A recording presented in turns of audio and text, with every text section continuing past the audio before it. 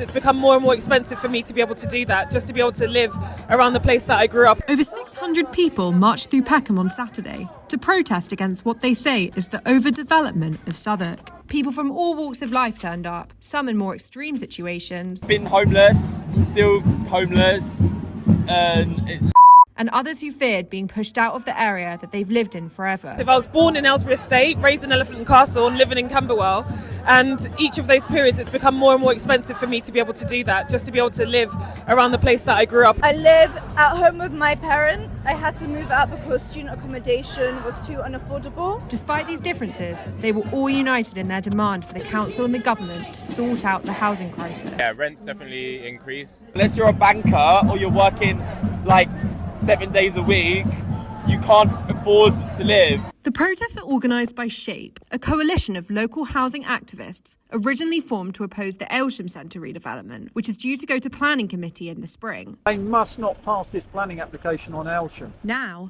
they've widened their focus to the whole country. Right across the country to stand up and say the current policies are wrong. They're demanding that new developments on private land need to have 50% council housing, and on council-owned land, they want it to be 100%. Southwark Council told us new developments need to have 35% affordable housing, subject to viability. But now, we're seeing developers claim their schemes will only be profitable with less than that. Since SHAPE's last protest, Berkeley Homes reduced the proportion of affordable housing from 35% to 12%. It's more than a slap in the face. Lowering the number of affordable homes on the site from 270 to 77. Now need to know, what is my future going to look like living in London? Is this a city that I can still call home?